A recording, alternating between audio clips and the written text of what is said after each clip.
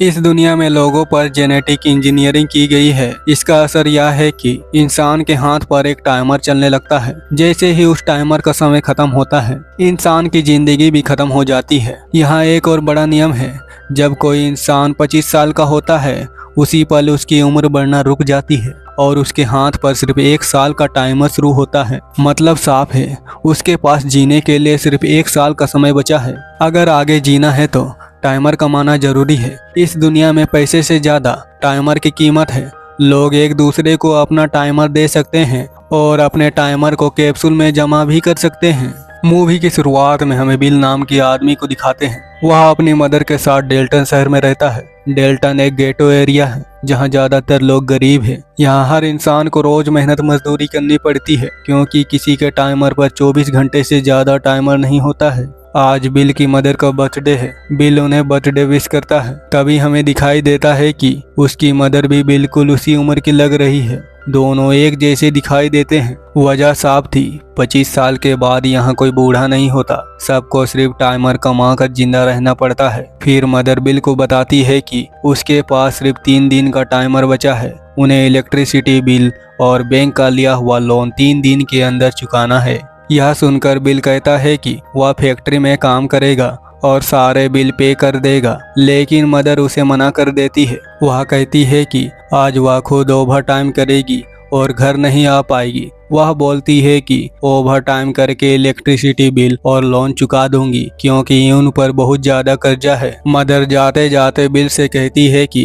कल रात bus stand पर मिलेंगे और वहीं बर्थडे सेलिब्रेट करेंगे। घर से निकलने से पहले वह बिल को आधे घंटे का टाइमर ट्रांसफर कर देती है ताकि वह ब्रेकफास्ट कर सके। अगले सीन में बिल अपने काम पर जाता दिखता है। रास्ते में उसकी मुलाकात एक छोटी बच्ची मारिया से होती है। मारिया उससे थोड़ा टाइमर मांगती है। बिल बिना हिचकिचाए उसे 5 मिनट का टाइमर उसके कैप्सूल में दे देता है। मारिया टाइमर लेकर खुश होकर चली जाती है। इसके बाद बिल अपने फैक्ट्री एरिया में पहुंचता है जहां वह काम करता है। वहां जाकर वह देखता है कि हर चीज के रेट बढ़ चुके हैं। अब ब्रेकफास्ट करने के लिए भी पहले से ज्यादा टाइमर देना पड़ता है, क्योंकि यहाँ पैसे नहीं बल्कि टाइमर की वैल्यू है। बिल के साथ उसका दोस्त भी है। दोनों बढ़ते रेट देखकर परेशान हैं, क्योंकि दिन ब दिन हर चीज महंगी होती जा रही है। यहाँ तक कि ट्रांसपोर्टेशन का रेट भी। दोनों कॉफी लेते हैं और काम पर जाने लगते हैं। तभी रास्ते में उन्हें एक आदमी दिखता है जो मरा हुआ था। उसका टाइमर खत्म हो चुका था। रात को काम खत्म होने के बाद बिल बाहर निकलता है और साइकिल लेकर चला जाता है। फिर वह अपने दोस्त के साथ एक क्लब पहुंचता है।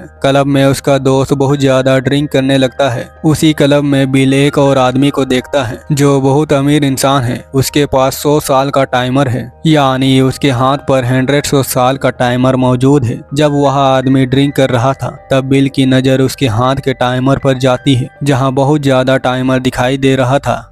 बिल उस अमीर आदमी के पास जाता है और उसे समझाता है कि उसे यहाँ नहीं होना चाहिए। वह कहता है कि इस इलाके के लोग उसे मारकर उसका टाइमर छीन सकते हैं, लेकिन वह अमीर आदमी उसकी बात को गंभीरता से नहीं लेता है और आराम से ड्रिंक करता रहता है। तभी वहाँ एक गैंगस्टर पहुँच जाता है। वह उसी इलाके का है और लोगों से टाइमर लूटने के लिए जाना जाता है। उसे खबर मिल चुकी थी कि बार में एक बहुत अमीर आदमी बैठा है। इसी इरादे से वहाँ पहुँच जाता है। जैसे ही गैंगस्टर अंदर आता है, क्लब में मौजूद लोग डर कर निकलने लगते हैं। माहौल बदल जाता है। गैंगस्टर उस अमीर आदमी को गेम खेलने के लिए ऑफर करता है। अमीर आदमी कहता है कि मैंने ज्यादा ड्रिंक कर ली है, इसलिए पहले वॉशरूम जाऊंगा। वह वॉशरूम में जाकर उल्टी करने लगता है। बाहर गैंगस्टर का एक आदमी खड़ा होता है। मौका देखकर वह अमीर आदमी वहां से निकल जाता है और बिल के साथ भाग निकलता है। दोनों तेजी से वहां से दूर निकल जाते हैं। गैंगस्टर और उसके लोग उन्हें ढूंढने लगते हैं। तभी बिल और वह अमीर आदमी एक बिल्डिंग का शटर खोलकर अंदर छुप जाते हैं और वहीं से हालात पर नजर रखते हैं। छुपे रहने के दौरान वह अमीर आदमी अपना नाम बताता है। उसका नाम हेनरी है। वह न्यू ग्रीनविच का रहने वाला है और उसकी उम्र 105 साल है। बिल उसे पूछता है कि वह इतना टाइमर लेकर यहाँ क्यों आया है। हेनरी शांत होकर बताता है कि उसके लिए अब इतना टाइमर की कोई कीमत नहीं रही। वह कहता है कि इंसान एक समय के बाद सब कुछ पाकर भी खाली महसूस करने लगता है। उसने अपनी जिंदगी में सब कुछ देखा है और अब वह थक चुका है। हेनरी बिल के हाथ पर कम बचा टाइमर देखता है, फिर दोनों साथ बैठकर ड्रिंक करते हैं और वहीं बैठकर सो जाते हैं। सुबह जब बिल उठता है तो देखता है कि उसके पास बहुत ज्यादा टाइमर है। उसे समझ आ जाता है कि यह टाइमर हेनरी ने उसे ट्रांसफर किया है। हेनरी अपने पास सिर्फ 5 मिनट का टाइमर रख कर जा चुका था।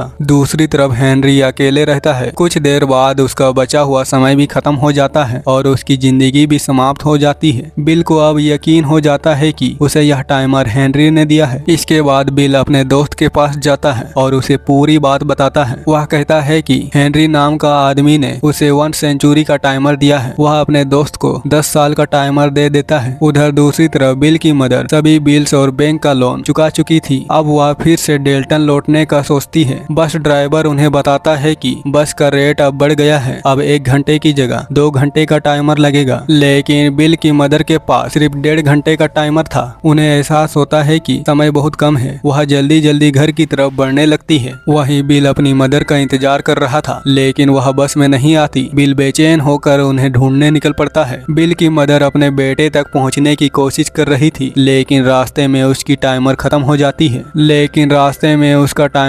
जाता है और उसकी जिंदगी भी समाप्त हो जाती है। बिल अपनी मदर को याद करके बहुत रोता है। उसके पास 100 साल का टाइम होने के बावजूद वह अपनी मदर को नहीं बचा पाया। सच तो यह है कि बिल अपनी मदर को लेकर हमेशा के लिए ग्रीन बीच में बसना चाहता था। उसने पहले ही सोच लिया था कि ग्रीन बीच जाकर वह और उसकी मदर एक अच्छी जिंदगी बिताएंगे। दूसरी तरफ उस जगह इन्वेस्टिगेशन शुरू होती है जहां हेनरी का समय खत्म हुआ था। वहां टाइमर कीपर्स पहुंचते हैं। ये लोग पुलिस की तरह काम करते हैं। उनका काम टाइमर की निगरानी करना और चोरी रोकना है ताकि सिस्टम बना रहे। टाइमर कीपर्स वहां की सीसीटीवी फुटेज चेक करते हैं, लेकिन उन्हें कोई साफ सुराग नहीं मिलता। उन्हें समझ नहीं आता है कि हेनरी का टाइमर किसके पास गया। उधर विल टाइमर जोन पार करके ग्रीन बीच की तरफ बढ़ रहा है। टाइमर जोन दरअसल सिटी के बॉर्डर है। हर जोन पार करने के लिए टाइमर देना पड़ता है। जल्द ही टाइमर कीपर्स को पता चल जाता है कि विल नाम का आदमी कई टाइमर जोन पार कर चुका है और ग्रीन बीच की ओर जा रहा है। कैमरे से उन्हें विल की तस्वीर भी मिल जाती है। ग्रीन बीच पहुंचकर बिल एक बड़े 5 स्टार होटल में रुकता है। वहां वह आराम से खाना खाता है। उसी जगह उसकी नजर एक लड़की पर पड़ती है जिसका नाम स्पीनिया है। वह बहुत अमीर फैमिली से है और वहीं लंच कर रही थी। विल वेटर से पूछता है कि यहाँ कसिनो कहाँ है। वेटर उसे रास्ता बता देती है। इसके बाद विल कसिनो में पोकर खेलने पहुँचता है। कसिनो में उसकी मुलाकात एक ऐसी आदमी से होती है जो लोगों को टाइम लोन देता है। वह इस सिटी का सबसे फेमस और अमीर आदमी माना जाता है। पोकर खेलते खेलते बाजी 1100 साल तक पहुँच जाती है। विल गेम जीत जाता है। यह देखकर अमीर आदमी प्रभावित होता है और बिल की मुलाकात अपनी बेटी से करवाता है। वह बेटी स्पीनिया ही थी। स्पीनिया बिल को अपने घर पार्टी में बुलाती है। पार्टी में जाने के लिए बिल एक शानदार गाड़ी खरीदता है। उसके पास काफी टाइमर है, इसलिए वह टाइमर देकर एक शानदार गाड़ी खरीद लेता है। पार्टी में बिल का अच्छे से स्वागत होता है। वहां उसकी मुलाकात फैमिली से भी होती है। पार्टी के दौरान स्पीनिया और विल ताश खेलते हैं। यह बात स्पीनिया के पेरेंट्स को पसंद नहीं आती। इसी बीच टाइमर कीपर्स को खबर मिल जाती है कि विल कहाँ है। वे पार्टी में पहुंच जाते हैं और बिल को पकड़ लेते हैं। उससे पूछताछ शुरू हो जाती है। टाइमर कीपर्स का हेड जिसका नाम रे है बिल से पूछता है कि उसके पास इतना टाइमर कहां से आया है। विल पूरी कहानी बता देता है और कहता है कि हेनरी नाम के आदमी ने उसे टाइमर दिया है। रे को इस बात पर भरोसा नहीं होता। वह विल का लगभग सारा टाइमर ले लेता है और उसके पास सिर्फ 2 घंटे छोड़ देता है। अब सबको पता चल चुका है कि विल एक डेल्टन एरिया से आया है। माहौल बदल जाता है। तभी मौका देखकर विल वहां से निकलने की कोशिश करता है। वह स्पीनिया को साथ लेकर कार में निकल जाता है। टाइमर कीपर्स उनका पीछा करते हैं, लेकिन विल रास्ता बदलकर उनसे बच निकलता है। भागते समय स्पीनिया कहती है कि उसे विल पर भरोसा नहीं करना चाहिए था और उसे अपने फादर की बात माननी चाहिए थी। तभी विल उसे समझाता है कि डेल्टन एरिया में लोग हर दिन टाइमर की कमी से मर जाते हैं। वहाँ की हालात बहुत खराब है और यह सब उस सिस्टम की वजह से है जिसे अमीर लोग चलाते हैं, क्योंकि लोगों को इंटरेस्ट पर टाइमर दिया जाता है और फिर वही टाइमर उसके लिए बोझ बन जाता है। इसी बीच उनकी गाड़ी के नीचे कुछ आ जाता है। टायर पंचर हो जाते हैं और गाड़ी संतुलन खोकर पलट जाती है। इस हादसे में दोनों बेहोश हो जाते हैं। थोड़ी देर बाद वही गैंगस्टर वहां पहुंच जाता है जो पहले से बिल का पीछा कर रहा था। वहां आकर बिल के हाथ का टाइमर चेक करता है। उसके पास सिर्फ 2 मिनट बचे थे। फिर वह स्पीनिया का टाइमर देखता है जिसके पास काफी टाइमर है। वह उसका टाइमर अपने पास ट्रांसफर कर लेता है, लेकिन तभी उसे पुलिस सायरन की आवाज सुनाई देती है और वह वहां से निकल जाता है। जब बिल और स्पीनिया को होश आता है, स्पीनिया अपने हाथ का टाइमर देखकर चौंक जाती है। इसके बाद बिल अपने दोस्त के घर जाता है जिसे उसने 10 साल का टाइमर दिया था। वहाँ उसकी वाइफ बताती है कि टाइमर मिलने की खुशी में उसने बहुत ज्यादा शराब पी ली थी और उसी कारण उसकी जिंदगी खत्म हो गई। यह सुनकर बिल पूरी तरह उलझ जाता है कि अब क्या करे। तभी उसकी नजर स्पीनिया के गेंडिक्स पर पड़ती है। वह उसे बेचकर 2 दिन का टाइमर ले लेता है। फिर बिल स्पीनिया को अपने घर ले जाता है। वहाँ स्पीनिया पहली बार गरीब लोगों की जिंदगी करीब से देखती है। अगले दिन बैंक खुलता है, लेकिन स्पीनिया के फादर ने वहाँ टाइमर जमा नहीं कराया था। वह कहती है कि दोनों मिलकर टाइमर जोन का सिस्टम बदल सकते हैं ताकि गरीब लोगों को फायदा हो सके, खासकर डेल्टन जैसे एरिया में रहने वालों को। बिल उसे चेतावनी देता है कि यह काम बहुत खतरनाक है और उसे अपने फादर को कॉल करने को भी कहता है। इसी दौरान टाइमर कीपर्स का हेड वहां पहुंच जाता है। माहौल तनावपूर्ण हो जाता है। हालात बिगड़ते देख वह अपना टाइमर उसे दे देता है और मौका पाकर दोनों उसकी गाड़ी लेकर निकल जाते हैं। स्पीनिया बिल से पूछती है कि उसने अपना टाइमर क्यों दिया। बिल बताता है कि उसके पास समय बहुत कम था और मदद आने से पहले ही उसकी मौत हो सकती थी। दरअसल टाइमर कीपर्स का हेड ग्रे अपना समय कैप्सूल में जमा रखता था और जरूरत भर टाइमर लेकर चलता था। अगले सीन में रे के ऑफिस में स्पीनिया के फादर दिखाई देते हैं। वह रे को रिश्वत देने की कोशिश करता है ताकि उसकी बेटी को अरेस्ट न किया जाए, लेकिन रे साफ कह देता है कि जितना जिम्मेदार बिल है उतना ही स्पीनिया भी है, इसलिए वह किसी को नहीं बचाएगा। इसके बाद स्पीनिया और बिल फैसला करते हैं कि वे उसके फादर के बैंक को निशाना बनाएंगे। उस बैंक में बहुत सारे टाइमर कैप्सूल रखे थे। अगले सीन में दोनों बैंक पहुंचते हैं और वहां से कैप्सूल निकाल कर गरीब लोगों में बांट देते हैं। गरीब लोग उन्हें कैप्सूल को लेने के लिए उमड़ पड़ते हैं। जल्द ही यह खबर स्पीनिया के फादर तक पहुंच जाती है कि बैंक में टाइमर चोरी हो गया है और इसके पीछे स्पीनिया और बिल है। अगले दिन दोनों एक होटल रूम में दिखाई देते हैं, लेकिन रे भी वहां पहुंच जाता है। रे उसके करीब पहुंच ही जाता है, मगर बिल और स्पीनिया खिड़की से निकलकर बच जाते हैं और भाग निकलते हैं। रे उन्हें जाते हुए देख लेता है, पर तभी दोनों एक बस में सवार होकर दूर निकल जाते हैं। कुछ समय बाद बिल और स्पीनिया एक कच्चे से होटल में रुकते हैं। उधर गैंगस्टर डेल्टन के लोगों से उसके बारे में पूछताछ कर रहा था, क्योंकि बिल और स्पीनिया पर 10 साल का इनाम रखा गया है। फिर एक आदमी उस गैंगस्टर को बिल का ठिकाना बता देता है। गैंगस्टर अपने साथियों को लेकर सीधा वहां पहुंच जाता है जहां बिल और स्पीनिया ठहरे थे। वे होटल रूम में घुसकर दोनों को पकड़ लेते हैं। गैंगस्टर बिल को हेडगन देने के लिए कहता है, लेकिन मौका देकर बिल गैंगस्टर का सारा टाइमर अपने पास ट्रांसफर कर लेता है। गैंगस्टर के हाथ पर सिर्फ कुछ सेकंड बचे थे। उसके साथी भी बच नहीं पाते और थोड़ी देर में ही गैंगस्टर का टाइमर भी खत्म हो जाता है। इसके बाद बिल और स्पीनिया वहां से निकल जाते हैं। उधर सिस्टम में बदलाव दिखने लगता है। बैंक का टाइमर लोन रेट बढ़कर 27% हो गया है। साफ समझ आता है कि ग्रीनविच के लोग गरीबों को टाइमर तो दे रहे हैं, लेकिन बहुत ऊंचे इंटरेस्ट पर। अब स्पीनिया बिल से कहती है कि वे उसके फादर के पास जाकर टाइमर लेकर उसे गरीबों में बांटेंगे। स्पीनिया अपने फादर के पास पहुंचती है और वह कहती है कि खुद को सरेंडर करने आई है। उसी समय बिल गार्ड के भेष में पीछे खड़ा होता है। बिल स्पीनिया के फादर को गन पॉइंट पर उस जगह से ले जाता है जहां टाइमर कैप्सूल रखा गया है। वहां एक खास कैप्सूल है जिसमें 1 मिलियन ईयर का टाइमर जमा है। विल कहता है कि यह टाइमर गरीबों में जाएगा। स्पीनिया के फादर उन्हें रोकने की कोशिश करता है और समझाता है कि ऐसा करना ठीक नहीं है, लेकिन दोनों उसकी बात नहीं मानते और कैप्सूल लेकर निकल जाते हैं। यह खबर टाइमर कीपर्स के हेड ड्रेको तक पहुंच जाती है कि बिल और स्पीनिया 1 मिलियन ईयर का टाइमर लेकर भाग रहे हैं। वह उनका पीछा शुरू कर देता है। बिल और स्पीनिया कई बार रास्ता बदल कर बचते हैं, लेकिन तभी रे अपनी गाड़ी से उसकी गाड़ी को टक्कर मार देता है। दोनों गाड़ियां रुक जाती है। विल तुरंत उतरकर टाइमर कैप्सूल मारिया को दे देता है। वही मारिया जिसे उसने पहले 5 मिनट दिए थे। वह उसे कहता है कि यह टाइमर गरीबों में बांट दे। रे दोनों को गन पॉइंट पर ले लेता है, लेकिन उसी समय मारिया टाइमर बांटना शुरू कर देती है। अचानक वहां भीड़ और हंगामा हो जाता है। इसी मौके का फायदा उठाकर विल और स्पीनिया निकल जाते हैं। रे उन्हें भागते देख फिर पीछा करता है और आगे जाकर उनके सामने सामने गन लेकर खड़ा हो जाता है। अब तीनों के पास बहुत कम समय बचा था। तभी पता चलता है कि रे भी डेल्टन का रहने वाला है। वह नहीं चाहता था कि डेल्टन का कोई भी इंसान अमीर बने, क्योंकि अगर कोई ग्रीन बीच पहुंचकर टाइमर गरीबों में बांटेगा तो अमीर गरीब का फर्क खत्म हो जाएगा और पूरा सिस्टम बदल जाएगा। विल उसे याद दिलाता है कि जो टाइमर उसने दिया था वह वापस चाहिए। रे अपने हाथ का टाइमर देखता है, उसके पास बस कुछ पल बचे थे। थोड़ी देर में ही उसका टाइमर खत्म हो जाता है। इसके बाद बिल और स्पिनियर रे की गाड़ी से उसके कैप्सूल ले लेते हैं, जिससे उसके पास फिर काफी टाइमर हो जाता है। टीवी पर न्यूज आती है कि डेल्टन के लोग ग्रीन बीच की तरफ बढ़ रहे हैं। 1 मिलियन ईयर्स का कैप्सूल बांटे जाने से पूरा सिस्टम हिल चुका था। टाइमर कीपर्स अपने ऑफिस से यह सब देख रहे हैं। उन्हें समझ आता है कि अब हालात उनके कंट्रोल से बाहर है। धीरे धीरे वे अपनी जॉब छोड़कर चले जाते हैं। आखिरी सीन में हम बिल और स्पिनिया को एक बैंक के बाहर खड़े देखते हैं। उसके चेहरे पर साफ था कि वे